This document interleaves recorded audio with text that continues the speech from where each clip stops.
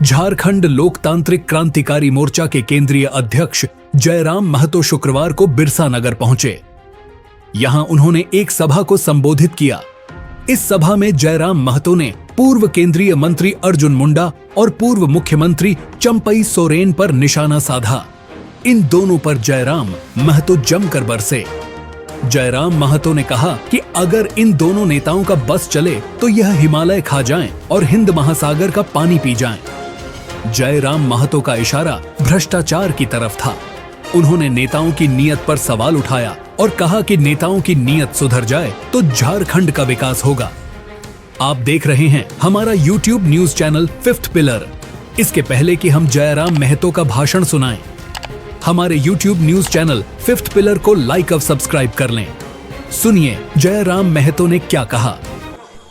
आपके गांव में गली में जो सड़क बनी है किसी चीज का नाम है, पता नहीं शहर में क्या बोलते हैं। यानी आपके गांव में छोटी सड़क है ना, जिसका दाम 1 लाख रुपए होगा, उसमें हजारों जनता का चलते हैं, आते जाते हैं, उसका दाम 1 लाख रुपए है, लेकिन 5 लाख में नेताजी का सीढ़ी बना।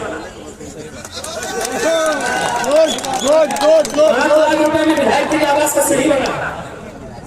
ये हमारे देश की, हमारे राज्य की कड़वी सच्चाई है।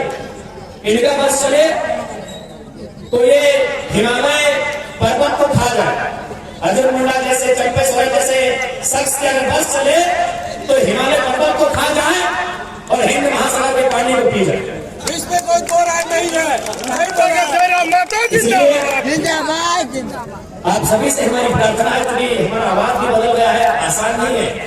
जरा चंपई सोरेन बना जा सकता है, अर्जुन मुंडा बना जा सकता है, जरा आपको नहीं बना जा सकता, आसान नहीं है। क्योंकि आज 3 सालों से, लगातार 3 सालों से किसी दिन हमने आराम नहीं कहा। चंपई जी अपने समय में हो गए, हमसे बेहतर भी हो सकते हैं, लेकिन आज अगर बात कीजिएगा, चाहे सुरेश महतो रहे, हेमंत सोरेन अपने घर में अंदर जा चुके हैं, आराम फरमा रहे हैं। सुबह हेलीकॉप्टर से निकलेंगे, हम स्कॉर्पियो से धनबाद से निकले हैं, आज 5वां मीटिंग अटेंड कर रहे हैं। 5वां मीटिंग है, इसके बाद बहुत फिर जाना है हमको, और फिर रात को हमको हजारीबाग तक जाना है। आपको केवल गूगल मैप में सर्च करिएगा कितना दूरी तय करते हैं, आपका दिमाग हैंग हो जाएगा। सही बात है, आपका दिमाग हैंग हो जाएगा। हम जितना दूरी तय करते हैं 1 दिन में, हम जितना मीटिंग्स करते हैं 1 दिन में, आपका दिमाग हैंग हो जाएगा। आप सिर्फ गूगल में मार के देखिएगा। तो इसलिए आपसे एक बार प्रार्थना है, एक नई सोच के साथ आए हैं और हमारे जमशेदपुर पूर्वी के प्रत्याशी बड़े भाई तरुण जी ने अपने मैनिफेस्टो में इस बात का पुरजोर समर्थन किया है कि आसपास चूंकि जब उद्योग और शहरीकरण बढ़ता है तो स्वास्थ्य की समस्या भी बढ़ती है। तो 100 बेड के अस्पताल का हम लोग बख्तर हैं, इस बात को हम लोग बाकायदा जाके सामने कह के जाते हैं। और जो छोटी छोटी समस्याएं होती हैं, मैं एक बार लखनऊ गया था, वो भी आपकी तरह औद्योगिक क्षेत्र है, तो वहाँ के लोगों ने कहा बिजली समस्या है, पानी है, सड़क है। तो हमने उनको कहा कि आप सीएसआर के बारे में नहीं जानते हैं। हम बोले सीएसआर का जो फंड है वो विधायक जी के आंगन में रहता है, वो विधायक जी के आंगन में जाता है सीएसआर का फंड। इसलिए हम लोग जीत के आते हैं तो सीएसआर जहाँ करोड़ों रुपए खर्च करने को मिलते हैं जनता की सुविधा के लिए, वो जनता के लिए खर्च किया जाए। जमशेदपुर तो पहचान है उद्योग से, बड़ी बड़ी कंपनियां, बड़ी बड़ी बिल्डिंगें, बड़ी बड़ी इमारतें, करोड़ों का सीएसआर जमा है। इस जिला में करोड़ों का डीएमटी फंड जमा है, लेकिन क्या तकलीफ कहां है? नीयत है। किनकी नीयत में? नेताओं के नीयत। जिस दिन उनकी नीयत ठीक ठाक हो जाएगी, हमारा राज्य सबसे सुंदर राज्य है। उनकी नीयत ठीक नहीं है। अगर नीयत ठीक होती तो तीनों लोग अपना बेटा बेटी की टिकट नहीं मांगता, होता किसी काबिल व्यक्ति को लिए। और हम लोग अपने घोषणा करते हैं, माताएं बहनें, हमारे नौजवान साथियों, मैं आज फिर आपके सामने मीडिया के सामने यह स्टेटमेंट दे रहा हूं, यदि जयराम महतो जीत के जाते हैं, यदि जयराम महतो चुनाव जीतते हैं, तो मैं आपको 100% पूर्ण विश्वास दिलाता हूं, हमारे ब्लड रिलेशन में हम किसी को टिकट देने वाले नहीं। जयराम महतो जीतेगा, जीतेगा, जयराम महतो जीतेगा।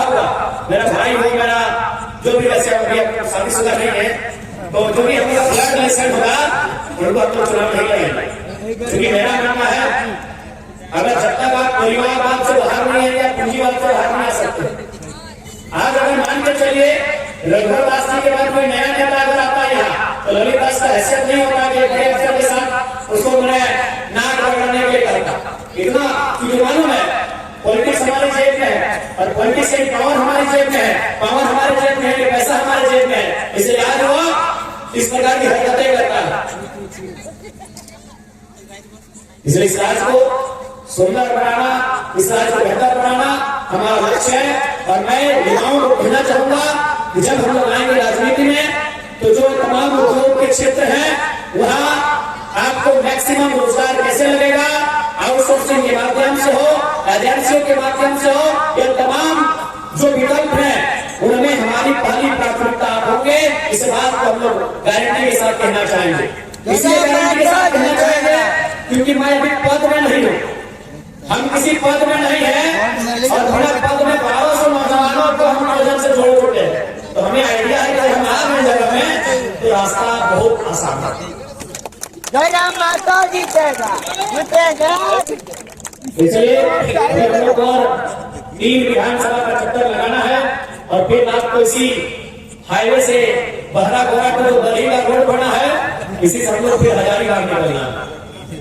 झारखंड की सबसे लंबी सड़क यही है, बहरा गोरा से दही, इसी रोड को पकड़ के फिर हमें वापस जाना है। और थोड़ा सा तबियत ठीक नहीं है लेकिन मेरे अंदर पता नहीं कोई ताकत है, कोई एनर्जी है जो मुझे कोई दे भी सकती है, लोग ऐसा कहते हैं, पता नहीं टाइगर है, कोई ऐसी एनर्जी है जो मेरा साथ दे रही है और मुझे लगता है वो दे भी सकती है, मैं कहीं नहीं हूं आपके आशीर्वाद में। टाइगर जीतेगा, जीतेगा, वो आपके आशीर्वाद जयराम में। माता